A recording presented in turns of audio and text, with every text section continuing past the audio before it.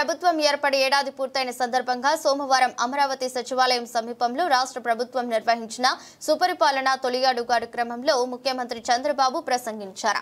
ఈ సందర్భంగా తెలంగాణ ప్రభుత్వం అభ్యంతరం చెబుతున్న బనకచెర్ల ప్రాజెక్టు ప్రస్తావన తెచ్చారు.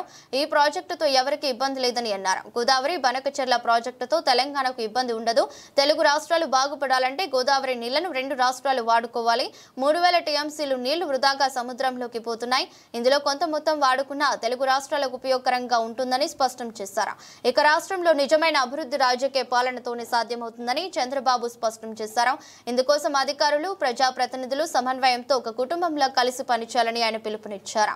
యోగా దినోత్సవ స్ఫూర్తితో ఆరోగ్యకరమైన, సంపన్నమైన, సంతోషకరమైన ఆంధ్రప్రదేశ్ నిర్మిద్దామని 2029-2047 సంవత్సరాలను ఉమ్మడి లక్ష్యాలుగా నిర్మించేందుకు సూచించారు. ప్రజలు తమపై ఉంచిన నమ్మకంతోనే కూటమి ప్రభుత్వం 94% స్ట్రైక్ రేట్తో విజయం సాధించిందని చంద్రబాబు అన్నారు. వారి ఆకాంక్షలను నెరవేర్చాల్సిన బాధ్యత ప్రభుత్వం, ప్రజాప్రతినిధులపై ఉందని గుర్తు చేశారు.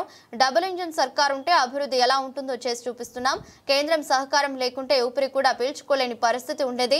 విధ్వంసం నుంచి రాష్ట్రాన్ని కాపాడుతామని, పునర్నిర్మిస్తామని ఎన్నికల ముందు ప్రజలకు మాటిచ్చాం. ఏడాదిలోనే అన్ని చేశామని మేము చెప్పడం లేదు, కానీ ఊహించిన దానికంటే ఎక్కువ చేశామని ముఖ్యమంత్రి వివరించారు. తాను క్లిష్టమైన సమయంలో 4సారి ముఖ్యమంత్రిగా బాధ్యతలు చేపట్టానని, గతంలో 1995, 2014లలో కూడా ఆర్థిక సవాళ్లను అధిగమించి రాష్ట్రాన్ని అభివృద్ధి పదంలో నడిపించానని గుర్తు చేశారు. గోదావరి నీళ్లు వాడుకునే అవకాశం ఇద్దరికీ ఉంది. ఇద్దరు వాడుకునే అవకాశం ఉంది. 100 సంవత్సరాల చరిత్ర చూస్తే 3000 టీఎంసీ నీళ్లు సముద్రంలోకి పోతున్నాయి. రెండు రాష్ట్ర ప్రభుత్వాలు వాడుకున్నా ఒక 200 టీఎంసీ ఇక్కడ వాడినా, అక్కడ ఒక 200 టీఎంసీ వాడినా దానికంటే ఎక్కువ వాడుకునే అవకాశాలు లేవు.